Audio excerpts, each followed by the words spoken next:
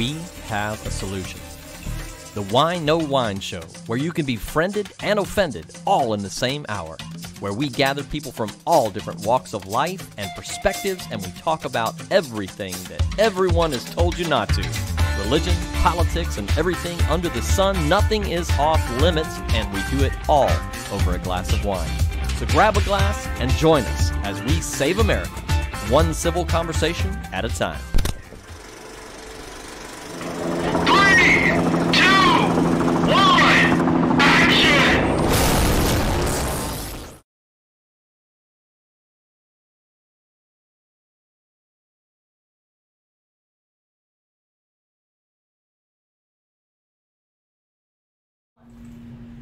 Holy cow! You know, right? You know, it's technology, and it's the reason why I drink.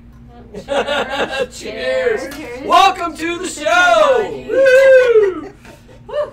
We made it. Yeah, so technology is just a lot of fun, but we got it working, I think. And we're going to have a fun show, I promise, no matter what. This show has taught me more about patience than anything in my life ever, not even close. So, anywho, welcome to the Art of Dispute, formerly known as the Whine No Whine Show. And it's the Art of Dispute now, so I can have a beer. I'm drinking beer on the show today. Woo! So, praise the Lord. Right. Praise Jesus. I'm a wine drinking person normally, Yeah. but we're going out for beers after the show, so I didn't want to mix the two. So there we go. Anyway, on today's show, we're going to have a really fun topic, and that is, do you doubt me? That is religion a crutch? Is religion a crutch? He is sick to think that this is going to be a fun topic. It's always fun. It's always fun. So we're going to dive in with that. And before we get into the subject, I want you guys to introduce yourself. Take a little time to share who you are and what you're up to and where people can find you and all that stuff. And shameless promotions. And give us about a minute and let's go around. Start with you, Austin. So my name is Austin Vella, and you can find me on Facebook at www.facebook.com/AustinVellaOfficial.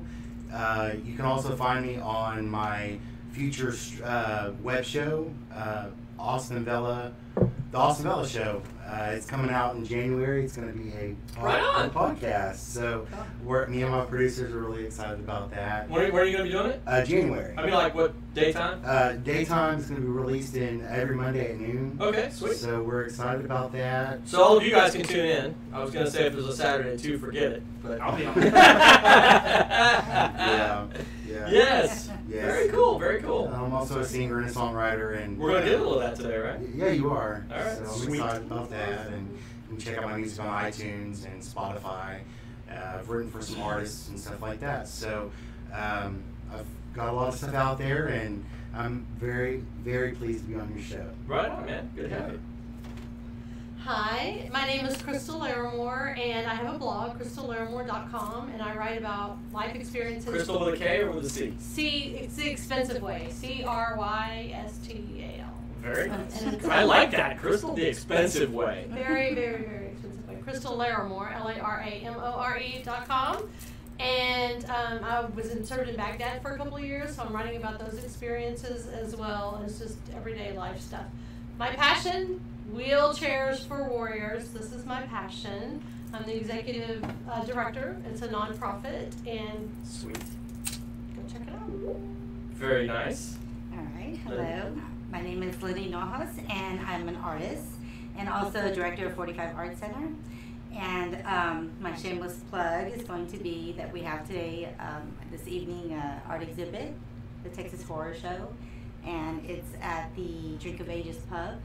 Drink of Ages. Yes, right here, close by. And it's from 5 to 10, so hopefully everybody can go. And just check it out. We have a group of artists, very talented, very good people. I have art in that show. Chris? Oz. The Wizard of Oz behind the curtain over there. Oz, we have Oz in the show. And he'll be there. And just come out, check us out. You know, we'll have a bike that I actually airbrush will be there. It's called The Perfect Nightmare. So just come check out. We'll have some vendors, and it's a really cool bar to drink too. So come see some Astros also. Very cool. Awesome. Very cool. All right, so we've got a pretty weighty subject today. We don't play around. We go for all the big stuff, you know.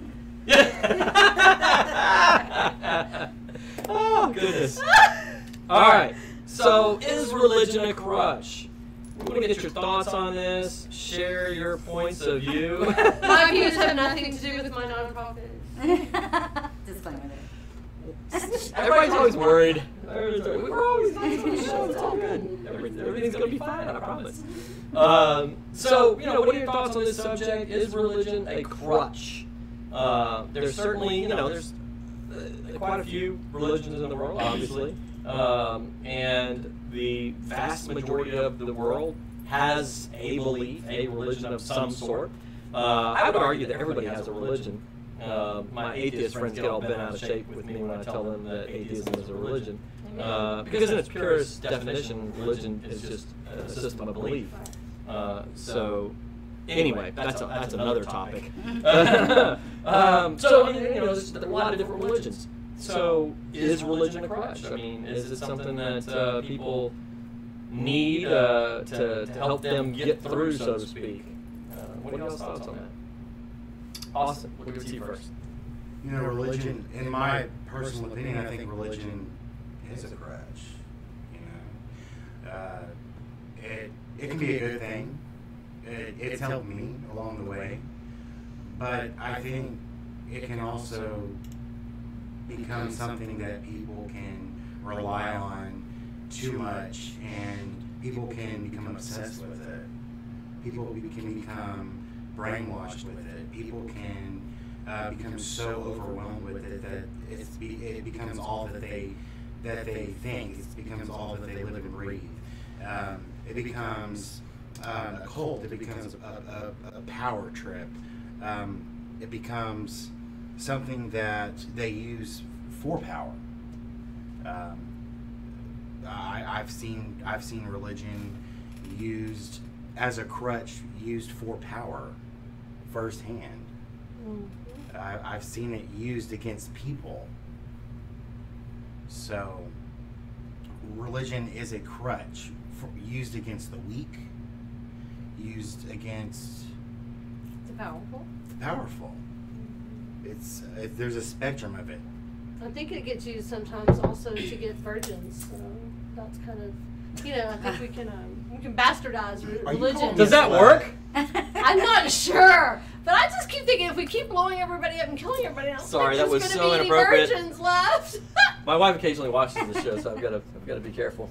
So We gotta start Wait a minute. killing the virgins because there might be a shortage. You might get to heaven and go, where were the virgins? Well, you killed them all. I always laughed. It's like nobody said they were pretty. I mean, Yeah. And then there's I mean, there's a lot of That's vagueness true. in that there's statement. a lot of vagueness in that. Virgin what? That's another show. Yeah. All right. Yeah. Well, we digress. We did super fast. So what's your take on lightning this? speed. Your minute bullet point here. Yeah. So she and I were talking earlier, and religion is, of course, it's a crutch to a lot of people. And we were talking that I don't even hardly go into church anymore. I drive down the road and I thank Jesus for my life, and I thank Jesus for what He does in my life with what I'm doing in other people's lives, and I pray to God almost nonstop. But I couldn't tell you the last time I actually went to church, besides maybe for a wedding or something, because when I walk into church, sometimes I see people that I'm thinking, nope, they're using their religion as a crutch. They're just going to church to make themselves feel good. And I know that person's having an affair. I know that they've cheated in their business. I know that they've cheated the public through politics. I know so much. So then I just get antsy, and then I can't focus on Jesus. And you were telling me.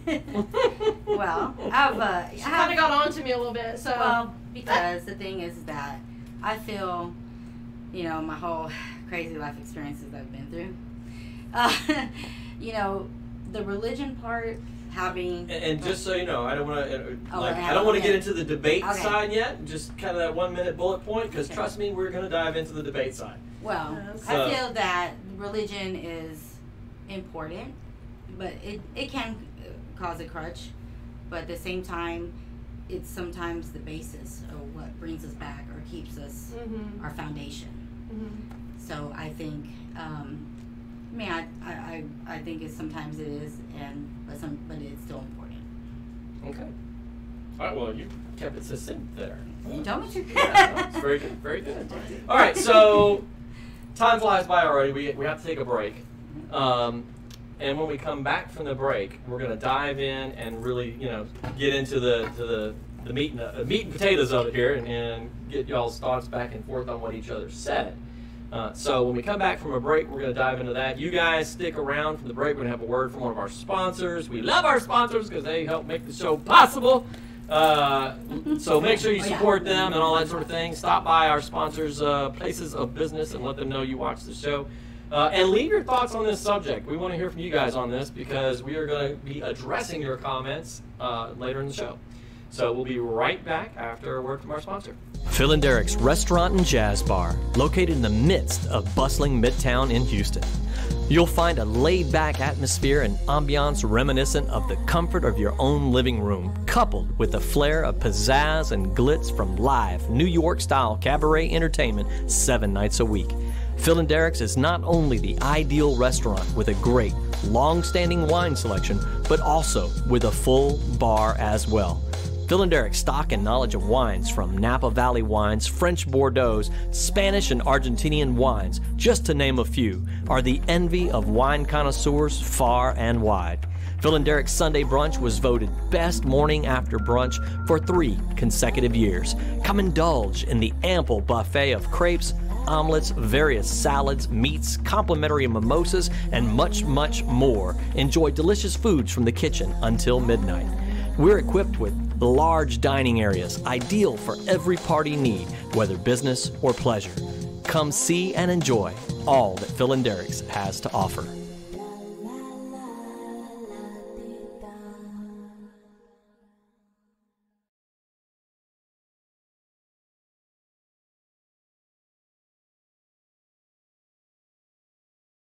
Back! Now, And we're back! And we're back! We're back! We are professionals. Don't try this at home. Welcome back. Welcome back to the Art of Dispute. Who was that sponsor, by the way?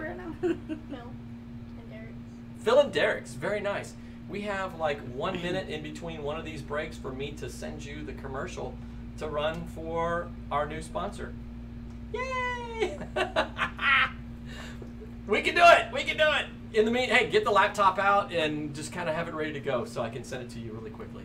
Welcome back to the Art of Dispute. I almost said the Wine to Wine show. The brand new Art of Dispute show, where we have the more fun than we should be allowed to, because we get to drink while we're on the show. It's always fun.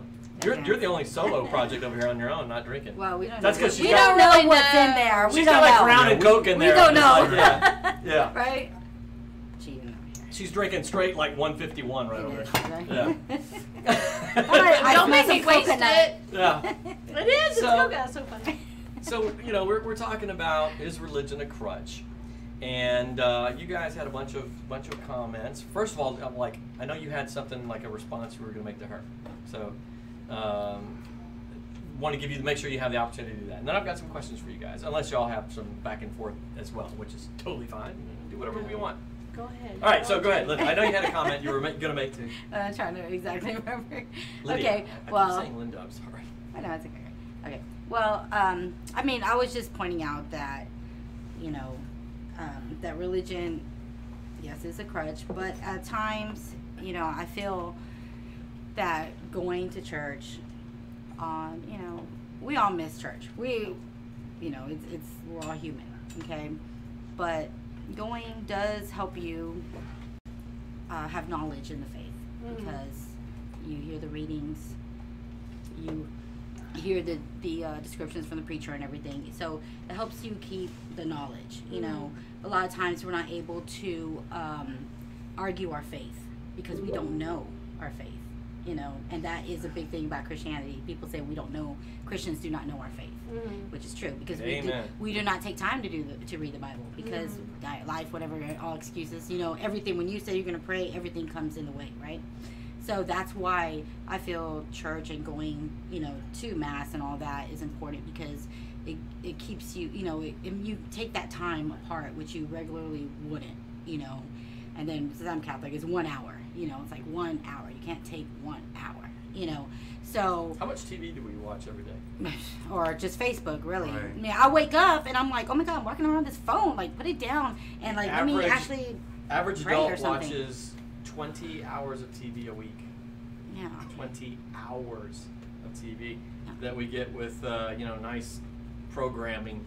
Yeah, programming is the right word. Yes, and I chose that word on purpose. So against anything holy. Right, exactly. Yeah. And so, yeah, I mean, So like, is it what are we really doing to a counter lot? that Is it- message? Is there anything that's going on to counter that message? And, you know, with the idea of religion being a crutch, right? Question I have for you guys right off the bat is a crutch, if it is a crutch, is it a bad thing? Right? That's I mean, the like, thing. in other words, if you think about the literal term of what a crutch is, like, I heard this joke. Somebody said, if religion is a crutch, then Jesus came because there was an epidemic of broken legs. I have the definitions ready. We have, our co-host has some definitions ready. Yeah, it's you know, if it's a crutch, and a crutch is used as an aid, you know, you roam around with a crutch while your leg is broke or whatever. I mean, I tore my MCL. I couldn't walk. I couldn't get around without a crutch. It was physically impossible for me to walk without that crutch. Right? But that's exactly But then what when you were I was healed- thinking about your point, Right. Yeah. was that, you know, when you go in, you're saying, well, this person's doing that, this person's doing that, this person's doing that, you know, you shouldn't be like, well, they're here, they're sinners, you know, they're fake. It should be more like, they're here, we know they're sinning, you know what, they need to be here. And when you're sinning is the time you should go towards Christ and towards God. You know, when somebody's sinning, you should not shun them for that, because we all sin. You should say, you know what, I know what they're going through, and I know why they're here. They're actually coming, they're coming to God. It may be some sense of fakeness, Or but they're coming you can't, for but you can't say what their will is. You can't say what their I real know, it intent sounds is. super judgy, doesn't it? Well, a little bit, but it's okay, because we all judge. So let me ask you a You know? question. Well, on her point, But you can't say what their will is. You can't. That was There is God. an echo. That was God. We're not our, really our sure co-host what's behind the happening. scenes play. Our co-host has all kind of new toys that he's. He's having fun back there. Yes. All right. So, you know, my question is this. Let's say that you go to church and you see those people, and you know they're doing all the stuff that you said they're doing. If there was any hope for them to fix any of that, even if they were showing up for church for the wrong intent, where would you rather them be to get that stuff in line? Wouldn't rather than be anywhere except not next to me in church. Because my mind gets, you know, I got a little OCD. So once I get hooked on a thought, it's kind of like I really can't let it go. And I'm trying to sing and praise Jesus, and I'm still thinking about, you know, Ted over there in the background, you know, behind me. And I know, and maybe I should go to his wife and no, oh Jesus, you know. But the crutch thing that you were talking about, when you're using religion as a crutch, and you're healed, you kick it away. You put it goes stored back in the garage. So let me ask you this. Are we ever healed? Oh, clearly I need some prayer. I think I don't think we're ever really going to be really healed till actually, you know, Jesus comes. And that's the whole point. I think we're always going to be going in and out of affliction and in and out of sorrow and pain. I mean, that's the whole point. And when you become, or when you say you're Christian, or, you know, you're trying to live the life following Christ, people, you know, have the misconception that, oh, it's good, you're easy, God's on your side, but actually it's worse. Yeah, it gets And tough. Romans 3:23 everything goes says, to you. I mean, Romans 3:23 says we all fall short of the glory of God. Mm-hmm. And the thing is none of us are here to judge each other, in my personal opinion. And you know, God gave His only Son Jesus to you know, He gave His only Son that we might be saved.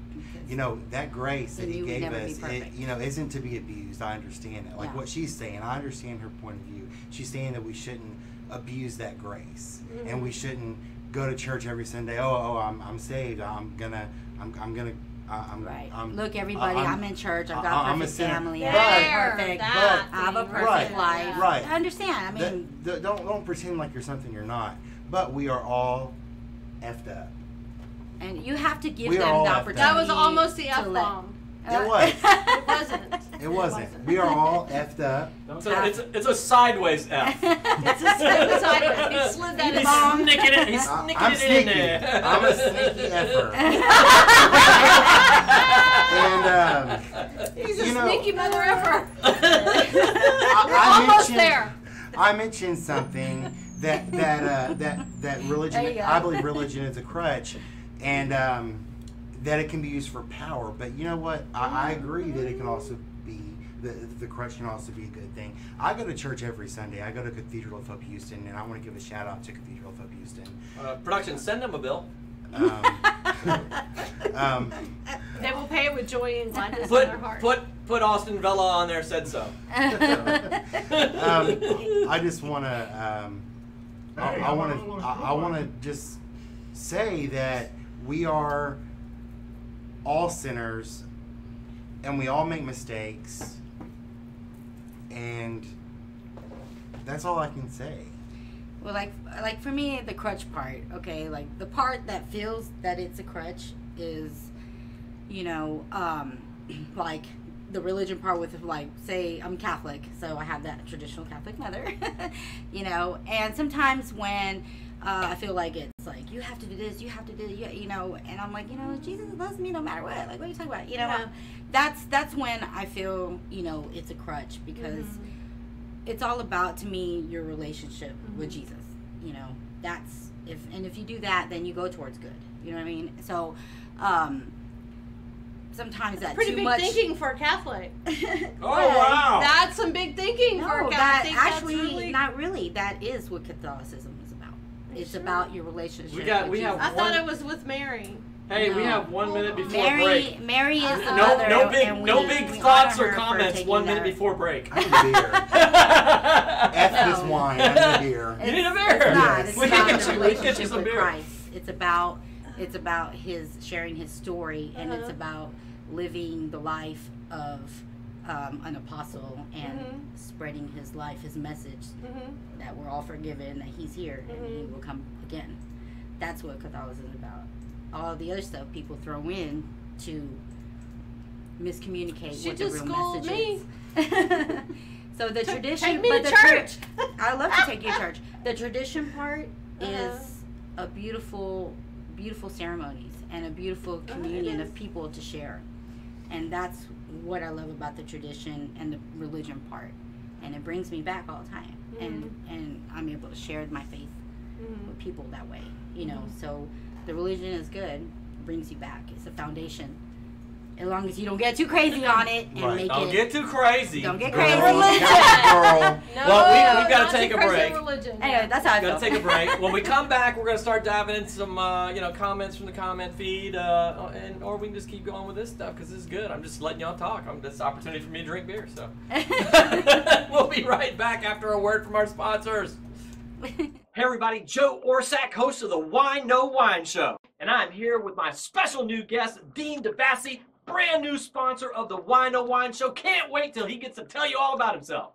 Hello, everyone. My name is Dean DeBassi, and I'm with First Choice Loan Services. We close all of our loans on time. We have great rates and low fees, and we have push button get mortgage. All right, just kidding. Just kidding. In all seriousness, folks, we are a boutique mortgage lender, and we lend in 49 states. We choose not to play in the commoditized lending world, such as push button get mortgage. There is no such thing. Hey everybody, this is Paul Compton with JLA Realty, Houston's fastest growing real estate team, and I'm very pleased to announce that I'll be opening a new office in Spring, Texas. One of the things that I depend upon with my business is being able to refer my clients to a lender that I can trust, because that can be the difference between them being able to buy the home of their dreams or not being able to buy a home at all. So, I've always referred my clients to Dean. He always takes care of them. If you're thinking about getting a home loan, do not go with one of the big guys where you're just going to be a number. Give Dean and his team a chance. I am a certified mortgage planning specialist. Less than 1% of all your originators have that designation. So, if you are seeking a mortgage and would like to experience a true boutique mortgage experience, please call the number below or go to DeBassiLoans.com. Let us show you why First Choice Loan Services is leading the mortgage lending industry.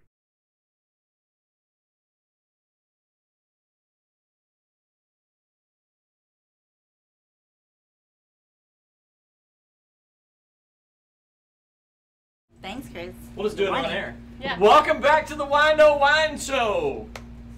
Now the artist editions. Chiz. I thought it was the Now the art of No, dispute. shut up, damn it. The art of All of dispute. those. Vela, The Vela, wino show. Vela, who needs to be a sponsor.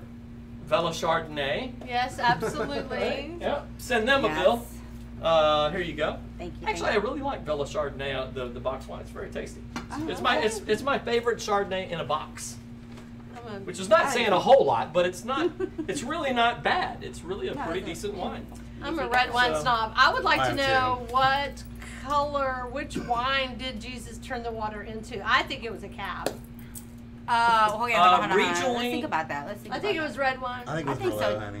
You think it was Merlot? that. Well, what is Well, the we finest know quality? about Pinot What is the Noir. finest quality Right. wine? First of Pinot all, Noir. what is Cab. the Well, finest yeah. quality So wine? he could have turned it into anything he Cabernet. wanted. Regionally, a Syrah would be. You know what? As a fairly matter of common. fact, Yeah. whatever Jesus made probably wasn't even a category of Right. whatever. It probably was so better than whatever we could. Right. We're on to a business here. I feel something coming on. Yeah. Oh, okay. La Wine de Jesus. Oh, there we go. I can draw the picture, the label. Who just came with this? Austin can write our fella. I can get Our- on social media. I our- can PR it. Our The jingle. jingle. The jingle, yeah. Jingle. Yep. You got can the do the PR. PR and you got the Absolutely. And we can all art. taste And you test. can do the show. Yeah, and How we do you can spell your all last taste name? test. VELA, 1L. All right. Well, we can Close scratch enough. that out from now Close on. enough. Yeah. Cross-anella. Black Yeah. marker. There you go. Yeah. Yeah. There we go. We can make it. Wow. one Okay. now. So yeah, we just killed like 3 minutes of goofing around here. Okay. Welcome back to the show. One thing I haven't figured out until just this very second is how I'm going to get the audience comments. I think we have to go to Chris for those. You're gonna have to go to me. I think we should go to Chris. Let's go to Chris. We're going to go to Chris. Hey, Oz. Man behind the camera. Up there somewhere. Where? Well, hello. Man behind the curtain. only had a Is it on? Is it on? Chris, you're on, brother. All right. Need a little signal production or something. Hey, so we have Miss Brooke Martin comes on. Says she's coming back. Someone says I think it's a good comment though. It's true. As positive press can support you temporarily until you can support yourself better. So when life is broken, etc.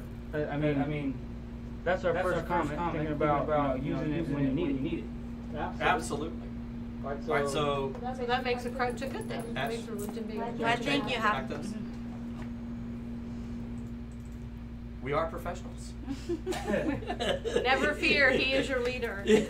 Behind the scenes, production is feverishly sending the new commercial of our new mortgage loan officer, Mac Blankenship, brand new Awesome. sponsor, which I have their commercial on my laptop, and it needs to be sent to the production team's laptop so that we can run the commercial in the next break, which happens in like 6 minutes.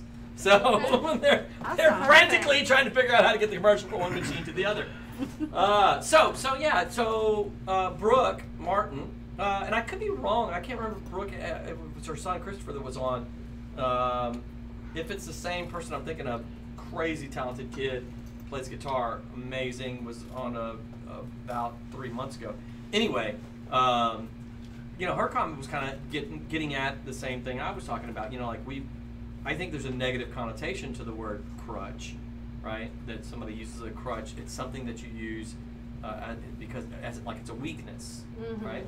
But I think the very premise of religion, spirituality, God, etc., comes from the standpoint of brokenness, weakness, you know, and that realization that we can't fix everything on our own. We're not in charge. We don't have all the answers. It's, in fact, that's all an illusion. It's, I mean, like, literally, we have no control over nothing. I mean, like, literally nothing is in our control, right? I mean, I can't control whether I'm going to have one more breath past the one that's in my lungs. Right. I have one thing in all of my life that I control. One and only one. Do y'all know what it is? Your attitude. What's up here? My reaction. That's it. How I respond. Apart from that, I control nothing. So in that sense, then I'm like, we have a negative idea of crutch, but I think crutch is always a necessary thing. When we were during the break, we were chatting, and sometimes I know that people use religion as a crutch to be hateful and to be condescending and to not support certain lifestyles or certain views or certain other religions, right? So as you're saying, using religion as a crutch could be a good, helpful thing. When you need it, it's there, you know, and it props you up and makes you believe more, strengthens your faith, makes you believe in, you know, the healing power of Jesus Christ. However, some people actually use it as a crutch to murder, to kill, to hate, to not love, to do all the things that are anti-Christian. Agree? Yes? I do, but you know I what? totally get your point. I'm sorry, I totally just cut you off. That's okay. And Austin, you've been like super quiet the whole show. He talks more on the breaks. I'm just saying, he talks more on the breaks. That's what gets all the other stuff going. Right, on. right. Yeah, so I mean, look, I know you got something to say, and I was about to pontificate on something or whatever, but I want to hear your thoughts, man. Like, you've been awfully quiet. So we got like 3.5 minutes here before our break. So you gotta give us something in this segment. You've been too quiet. Okay, well, let's talk. Let's do this. I'm a talker, and I don't have a filter, so let's do this. Let's do it. All right, so, man. Crutch, good, bad? Is it like, you know, I'm making the case for good, right? And she's brought out some of the points from make the bad side, you know.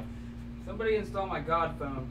Yeah. Our co-producer wants his God phone. We're working on a God phone. God's calling and we Right. can't answer. God watches the show, I promise. You know, Where's my trombone? it's a religion is a crutch, but the thing is we're sitting here talking, and I'm a Christian, but we're sitting here talking about just Christianity, but there's other religions out there too. Right. I think that us Christians can be a selfish religion as well. There's Muslim, there's Buddhism, there's atheist people. You know, we have to coexist. We have to love thy neighbor. We have to love everybody. We need to start stepping out of our comfort zones. We need to get the walls down, and you know, there's just so much out there. There's a whole universe out there, and I think we're in a little bubble as Christians, and we're sitting here drinking alcohol, and we're still talking about our little walls of the church. It amazes me, and you know, the song that I wrote that I'm going to be singing for y'all, it's called "Out of Breath," and I wrote it because I was a music minister at a church, and I was at a Baptist church, believe it or not, gay Austin Villa. And, you know, when I came out of the closet, before I came out of the closet, I wrote this song. I wrote it because I was battling my sexuality. And y'all will hear this at the end of the show. It's called Out of Breath. It's basically, it's funny because you said you can't control your last breath. This song is called Out of Breath. And I felt like I was struggling to breathe. I couldn't breathe because I didn't know the crutch of religion was crushing me. Mm-hmm. It was literally crushing me. I was living two lifestyles. Mm-hmm. I was living a fake life, Mm-hmm. and I can't believe I'm crying on TV right now. I'm kind of tearing up right now. Okay. But looking back, I pushed hate on people. Mm-hmm. And they pushed it on you, believe me. Yes, and you they know did. that. Yep. I judged people so much. I came here today to this studio thinking that I wasn't going to talk about this. This wasn't the topic I was going to talk about. You're welcome. But This is just religion. years Is religion. Yes, it is. This is what Jesus wants. But Love your years neighbor. Faith. Years Yeah, ago, that's I can't believe I'm talking about something just years ago. I was just a Southern Baptist music minister at a Baptist church, and I wrote this song, and people would listen to this song and they had no idea that this song was about my sexuality and me struggling with my sexuality. It's that you were trying to talk to God the way that you could, you Correct. know, without everybody Well, knowing what you were trying to say. I hate to cut because this is like such a good you spot. told him to talk now. I know. So we're gonna have a whole nother segment to dive in more to this. So like, save your thought point, what you were gonna talk to him about, because we're gonna jump to commercial really quickly. 1 minute, we'll be right back, and we'll dive into this some more because I definitely want to give you a little room to talk about this. We were gonna have the whole game thing. We don't have to play the game thing. We'll just keep going on this. Okay. All right. We'll be right back. If you want it.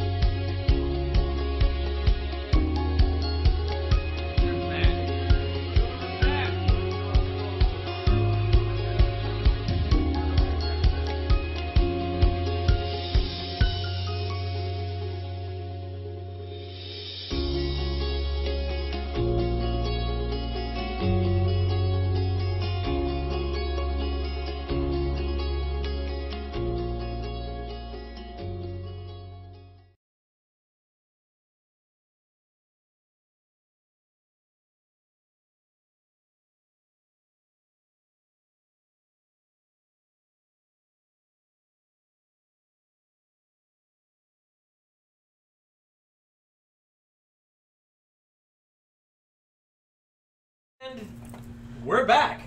You know, we get to chatting during the break, and we forget that we're on break. And so then the guests are like, "Oh, hey, I need more." And then the production crew says, "We're back," and we're like, "Oh crap, we're back!"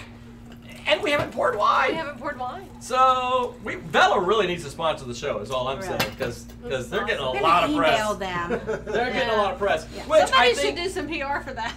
which I think, by the way, it's a great time. We did PR here. Somebody. Look, it's a great time to mention the Grain Cellar out in Humble. And these guys are everything. Like if you want to brew your own beer, make your own wine, that's what they do. They sponsor the show, and they provided the wine. So That's awesome. They buy the wine. And beer is going to change the world one day. I don't know how, but it will. I think it has already. Maybe it has. Yeah, I think wine has changed the world. This is how serious wine is. The Roman Empire, the Roman army would only conquer as far as they could grow wine. Can I say something? That's serious. And That's serious. And who taught who to make wine? Who taught who to make wine? I don't know. Jesus taught. Hello, no. It was the first God miracle. told Noah after he came out of the ark how The to rock, press right? and do the Oh, wine. that's Oh. right. Oh. You are correct. Ding, ding, ding. She gets a here. True you get a story. free glass Wine of from wine. God. That's a clinkable moment. There That's a you go. clinkable moment That's right quick. there. That's good. I have God's will.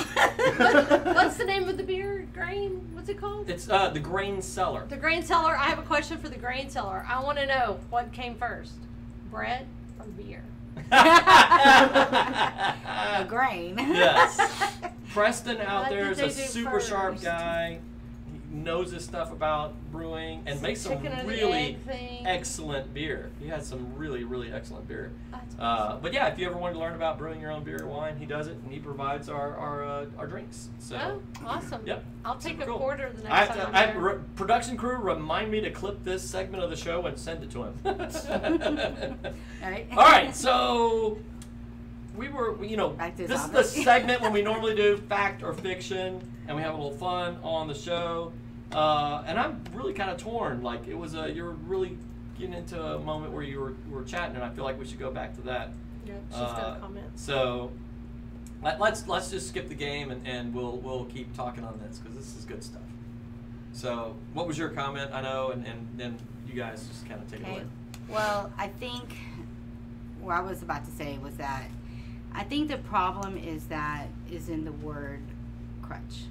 Okay? Because crutch seems like a temporary thing, or it seems like only when you're completely broken do you lean on it.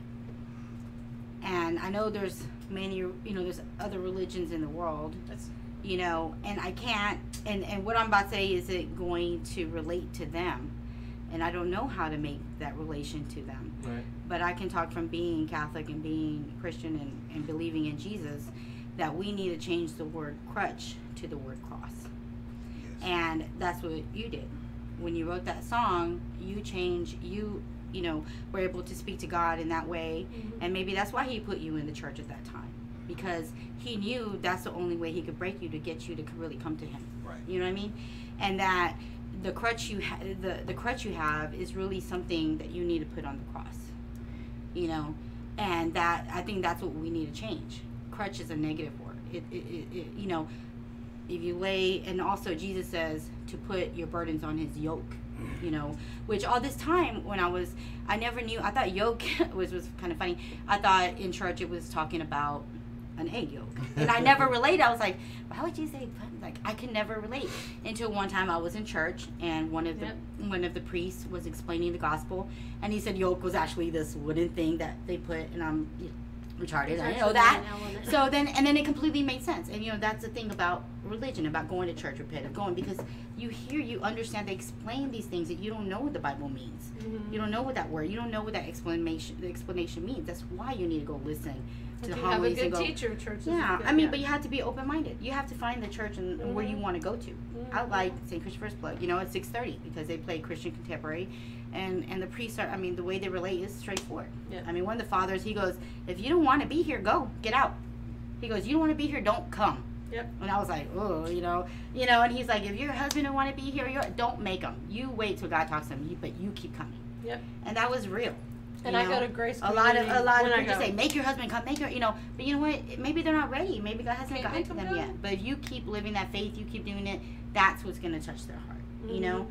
And that's what you have changed from the crutch to, oh, I heard you're all burdened. No, to putting on God's yoke, Jesus' yoke, Jesus' cross, because that's where you get the strength from. And you're not alone. You're not alone anymore once you put your burden on that cross. You're not alone. She made a comment earlier in the show, and she was talking. You made a comment, and you said that going to basically people that know that they're doing the same thing over and over again, Mm-hmm. but they still go to church. I agree with that, but back to my song. I know I keep going back to my song that you're about to hear, but the lyrics say, "I know I'm doing wrong."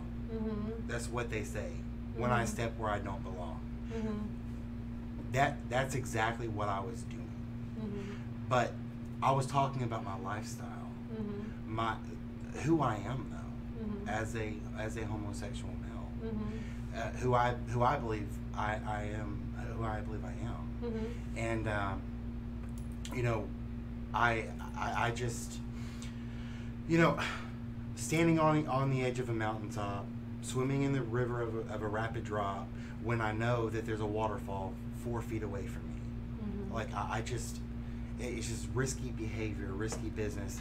It's just living life on the edge. It's the thing about that though is that, like, because I've contemplated and talked to God, like, why is there homosexuality? Why is there, because you wonder, like, because I've had homosexual friends and they want love, they want marriage, they want family, and it's like, why do they have this burden, and I've contemplated that, and I've prayed, like, they want to live a family, and a lot of them believe in God, and why is there this, and not that it's like, did it wrong or anything, I don't know, we don't know until, Jesus comes back, but isn't it a burden because isn't it just socially, because people I don't think that that it's fair that if you're gay that there's this heavy burden on you, because I don't think that that's anything that looks like love from Jesus. But I think that's society putting that restriction. But I think if we think to what Jesus says and what God says, first of all, what is wrong with actual homosexuality? What the sex part, right? What is wrong? But that's the same thing. So I think, like, God says whether you're homosexual or heterosexual, you're still not supposed to have sex unless you're really married or whatever, right? Mm-hmm. So whether you can be, I know homosexual people that do not have sex, okay? And I feel that they are closer to God and they're following His will more than a heterosexual person that's out there having sex all the time, or one night stands or whatever, different relationships. Mm-hmm. So it's so what is good? So I mean, God could say, okay, he's homosexual, but he goes to church. He don't have sex. He don't. He's I think following. It's not anything about that. I think God and religion is all about loving your neighbor. Love, because it's faith, hope, and love is the greatest of these. Right. So when you boil it all down to everything, Jesus came here to because we weren't loving our neighbor. There was no love, And I think that what the 11th commandment is, right? Yourself. Yeah. The 11th commandment. Actually, we don't have 10 commandments. We actually have 11 commandments. School me. The last one, the 11th one, is actually what Jesus brought, and it was to love one another as you love another. Mm-hmm. And that one commandment, that's how so smart Jesus was. That one commandment trumps all of them. I agree, 100%. And that's the you thing. do that one commandment, our neighbor as ourselves. You follow all. We can all them. sit here and agree to disagree, but I think we can all agree that we can love each other and love. Absolutely. Love thy straight neighbor, gay neighbor, Muslim neighbor. Love your neighbor. Just love thy neighbor. Well, I think we need to. And your neighbor is the person my pastor taught me, Dusty Kemp, God rest his soul, from Bread of Life Church. Dusty taught us that is what we were supposed to, and that your neighbor is the person next to you. This is my neighbor. This is my neighbor. That's my neighbor. That Joe's my neighbor. We have to go to break. It happens fast. When we come back, we're going to have closing thoughts, and then we're going to hear the song that you've been talking about, which I know it wasn't intentional, but it was brilliant. He got to shamelessly plug his song like through every break or through every segment. It was really great. It wasn't intentional. I know you weren't like just trying to promote it. No, it just worked out great that you got to mention it all the way. Even you said the word. It's good. It's good. Yeah, it's good because it's like built the audience up. We got to hear this song, so it worked out well. So we're going to be right back after one more break from our sponsors. We're going to have closing thoughts, and then we're going to hear this song that I'm really looking forward to. So, production is going to run our commercial. Take it away. Let's go. Hey everybody, Joe Orsak, host of the Whine No Whine Show. And I'm here with my special new guest, Dean DeBassi, brand new sponsor of the Whine No Whine Show. Can't wait till he gets to tell you all about himself. Hello everyone, my name is Dean DeBassi and I'm with First Choice Loan Services. We close all of our loans on time. We have great rates and low fees. And we have push button get mortgage. All right, just kidding. In all seriousness, folks, we are a boutique mortgage lender, and we lend in 49 states. We choose not to play in the commoditized lending world, such as push button get mortgage. There is no such thing. Hey everybody, this is Paul Compton with JLA Realty, Houston's fastest growing real estate team, and I'm very pleased to announce that I'll be opening a new office in Spring, Texas. One of the things that I depend upon with my business is being able to refer my clients to a lender that I can trust, because that can be the difference between them being able to buy the home of their dreams or not being able to buy a home at all. So, I've always referred my clients to Dean. He always takes care of them. If you're thinking about getting a home loan, do not go with one of the big guys where you're just going to be a number. Give Dean and his team a chance. I am a certified mortgage planning specialist. Less than 1% of all your originators have that designation. So, if you are seeking a mortgage and would like to experience a true boutique mortgage experience, please call the number below or go to DeBassiLoans.com. Let us show you why First Choice Loan Services is leading the mortgage lending industry.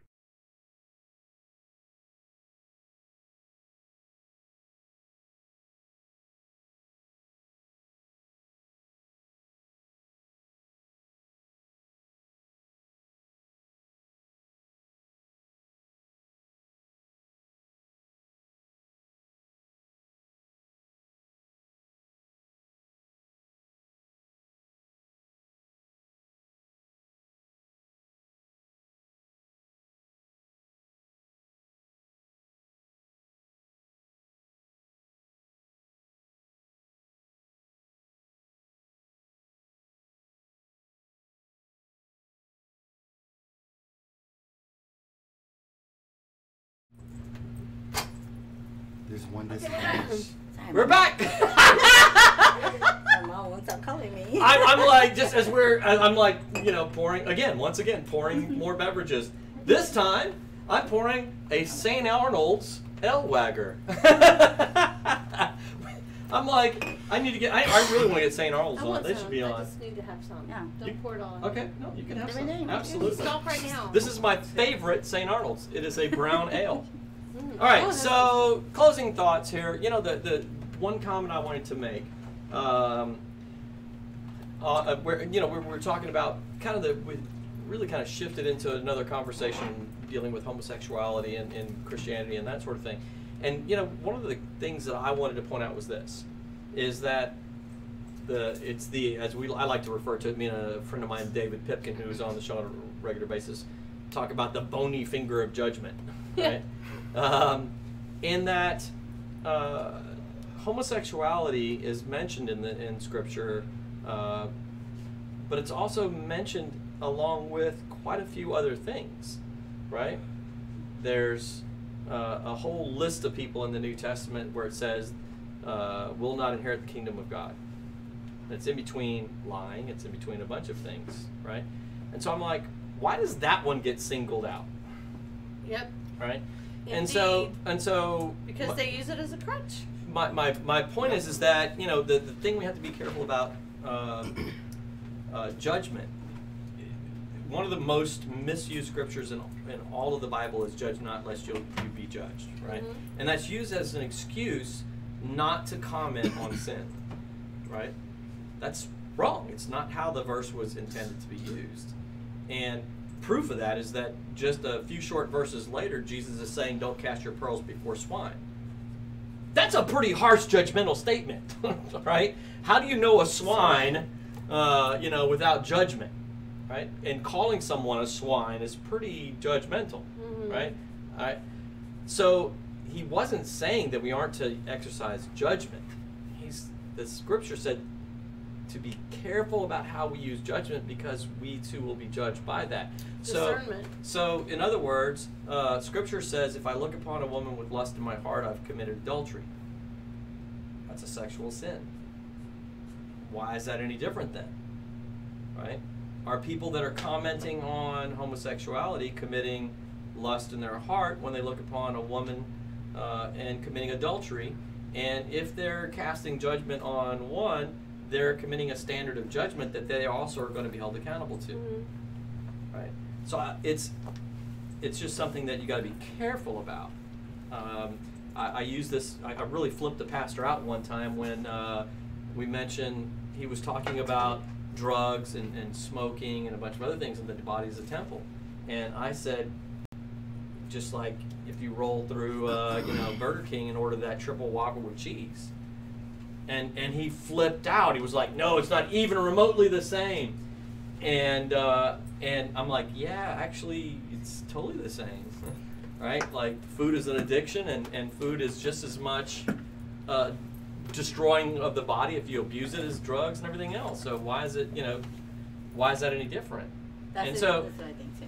it's just one of those things where it's like we get very judgmental, and it's the whole beam in your eye thing. It's like remove the beam in your eye before you deal with the splinter in your brothers. It gets really tricky when you start trying to cast disparagement on somebody else without dealing with your own issues. Well, I think the best example is with Mary Magdalene when Jesus threw the line in the sand and he says, "Yeah, if you have not committed, had any sin, then go ahead, stone him." And nobody could because everybody knew. And that's what we have. That's what I said. Our personal relationship with Christ is what everybody needs to focus on. Yep. Everybody says God, God, God, because it's so general. Everybody feels God's way out there. But people don't. That's why all the religions say, "Oh, God, God, God." And honestly, the devil wants you to think God.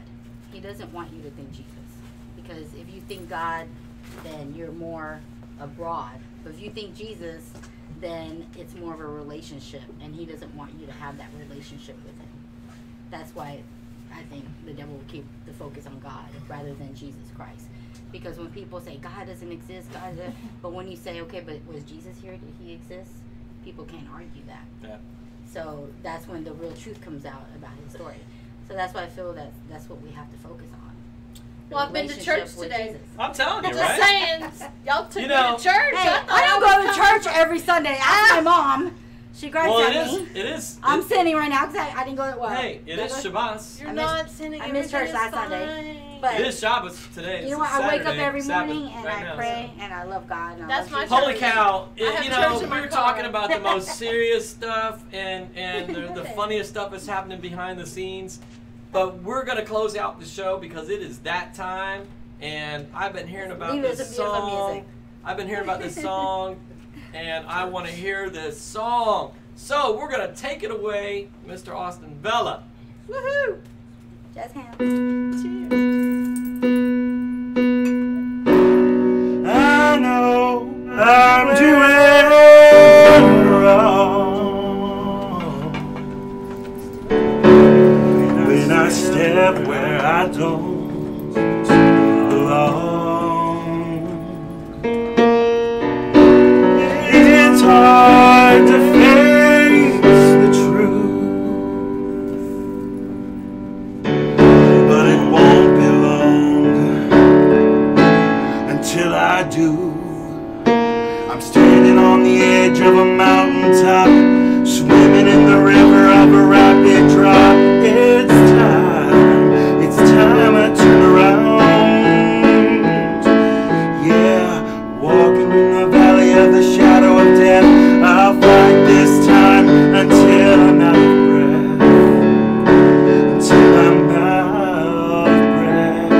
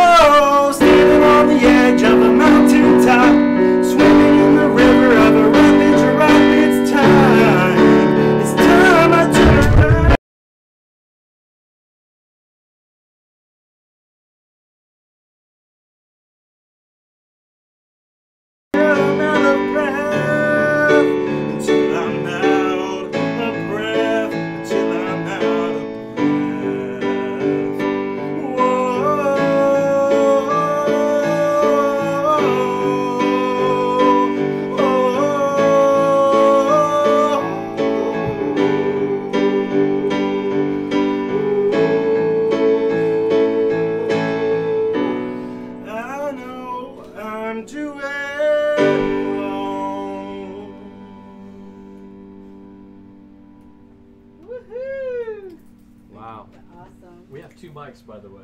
Beautiful. So, we still have sound. That scared the hell out of me. It scared all of us. It scared all of us. I thought Jesus was coming back.